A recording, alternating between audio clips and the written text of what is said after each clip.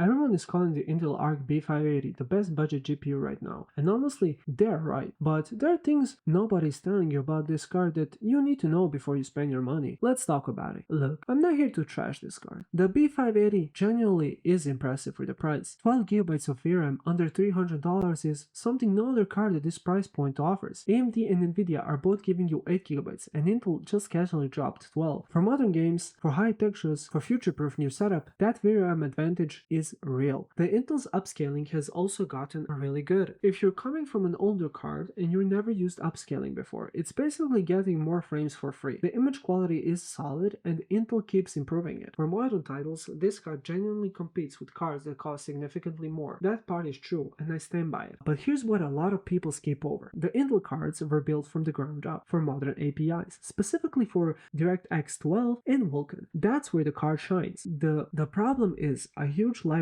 of older games that run on DX9 and DX11 that on those titles Arc can struggle. We're talking about performance jobs, and in some cases games just don't run. Games like Skyrim, Assassin's Creed Origins, Alan Wake, they all run fine, but then we have CS2, Rust, Far Cry 5, they all run 20% slower than they should. You also got some incompatibility issues. For example, Batman Arkham Knight sometimes doesn't detect the B580, though Intel has been working on this through driver updates and it has gotten a lot better, but it's not yet fully solved. If you play older games, I encourage you to search for games that you play that are older and see if it's compatible before you buy. Here's something most beginner guys completely skip. The Arc B580 needs resizable bar enabled to perform at its best. Resizable bar, also called Smart Access Memory on AMD systems, is a feature in your BIOS that allows your CPU to access the full GPU memory at once, instead of it in small chunks. On most modern motherboards, this is already enabled by default,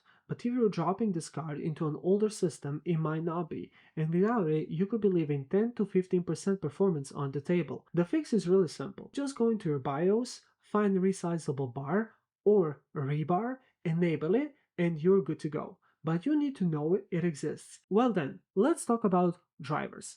When Arc first launched, the drivers were a mess. Crashes, instability, performance, inconsistencies. Intel has put in a serious work since then, and the situation is dramatically better. Here's the honest truth. Nvidia and AMD have been doing this for decades. Their driver support, their stability, their optimization pipeline, it's more mature. Intel is catching up fast, but they're not on that level yet. What this means? Practically, you might occasionally need to update drivers to fix a specific game issue. You might hit a bug that takes a few weeks to get patched. For most people, this is just a minor inconvenience. For someone who just wants to plug and play and never think about it again, it's worth knowing. So, after all that, who is the Arc B580 actually for? Buy it if you mainly play modern games released in the last 5 years, you want maximum VRAM for your budget, and you're okay with occasionally checking driver updates, and you want the best performance per dollar available right now. Don't buy it if your game library is mostly older titles, you want a plug-and-play experience with zero maintenance, you're heavily invested in Nvidia's ecosystem, for example like DLSS or Nvidia Reflex. The B580 is not a perfect card, but for what it costs and what it gives, 12GB of VRAM, solid modern performance, good upscaling, nothing else at this price comes close. That's the full picture on the Arc B580. The good, the bad. If you found this useful, drop a like and subscribe.